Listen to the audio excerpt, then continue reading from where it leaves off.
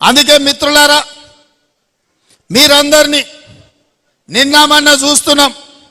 కొంతమంది మాటలు బీఆర్ఎస్ వాళ్ళు అంటున్నారు, అయ్యో ఇంత అన్యాయం ఉంటుందా, మేమేం ఇంటలేదు ఈ ప్రభుత్వం అని. 10 ఏళ్ళు మా కార్యకర్తల్ని కొట్టి చంపి కేసులు పెట్టి జైళ్ళలో పెట్టినప్పుడు కేసీఆర్ ఎక్కడ పోయింది రాజనీతి, ఎక్కడ పోయింది ప్రజాస్వామ్యం? ఆనాడు మేము నీలాక దొంగ దెబ్బ తీస్తలేం, నీలాక అక్రమ కేసులు పెడతలేం, బాజాబ్తా ప్రజల చేత ఎన్నికై ఇక్కడికి వచ్చినాం. 6 నెలలనే అంత అయిపోయినట్టు కేసీఆర్ ఏదేదో మాట్లాడుతుండు. ముందుంది ముసళ్ళ పండుగ అని చెప్పి నేను ఈ చెప్పదలుచుకున్నా. ఇవాళ ఆ ఎమ్మెల్యే పోయిండను, ఈ ఎమ్మెల్సీ మారిండను కేసీఆర్ సన్నాయి నొక్కులు నొక్కుతున్నాడు. మరి ఇన్నాళ్ళు ఎక్కడ పోయినావు నాయన? మా ఎమ్మెల్యేలను గుంజుకున్నప్పుడు మా కార్యకర్తలు కష్టపడి గెలిపించి అసెంబ్లీకి పంపిస్తే అక్కడి నుంచి అక్కడనే గద్దలాక దన్నకపోయినప్పుడు ఈ దుఃఖం కనిపించలేదా?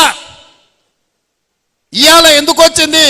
ఎన్నికైనా నెల తిరగక ముందే ఈ ప్రభుత్వాన్ని పడగొట్టాం, ఈ ప్రభుత్వం పడిపోద్ది అని చెప్పి బీజేపీ వాళ్ళు బీఆర్ఎస్ వాళ్ళు ఒక్కటై కుమ్ముక్కై మన ప్రభుత్వాన్ని పడగొట్టాలని చూసిరు. ఈ ప్రభుత్వం ఉండనే ఉండదు, 3 నెలలు కూడా ఉండనీయమని చెప్పి బీజేపీ వాళ్ళు బీఆర్ఎస్ వాళ్ళు మాట్లాడలేదా? ఇవాళ అక్కడి నుంచి ఈ భూమి మీద బీఆర్ఎస్ఏ ఉండదు, పాతాళానికి పోయిందనే పరిస్థితి వచ్చింది. కాంగ్రెస్ పార్టీ కార్యకర్తలతో పెట్టుకుంటే నీ పార్టీకి పుట్టగతులు ఉండవని నేను ఆయనలో చెప్పిన. మా కార్యకర్తలు ఉసురు తలిగింది కేసీఆర్, నీకు వాళ్ళ ఉసురు తలిగి దుమ్ము కొట్టుకపోతావు. నీకు ఇంకా రాజకీయంగా మనుగడ లేదు. ఇప్పటికైనా నువ్వు అర్థం చేసుకొని ఈ తెలంగాణ రాష్ట్రాన్ని సోనియా గాంధీ గారు ఇచ్చిండ్రు, ఈ తెలంగాణ రాష్ట్రాన్ని అభివృద్ధి పదం వైపు నడిపించాలని మేమందరం కష్టపడుతున్నాం. ఇప్పటికైనా తెలంగాణ సమాజానికి క్షమాపణ చెప్పి అభివృద్ధి కోసం కష్టపడుతున్న కాంగ్రెస్కు అడ్డుపడకుండా చేతనైతే సహకరించు, చేత కాకపోతే ఆ ఫామ్ హౌస్లో పడుకొని ఏడువు తప్ప ఇంకా కాళ్ళ కట్టెబెట్టాలని తండ్రి కొడుకులు మామ అల్లుళ్ళు చూస్తున్నారు.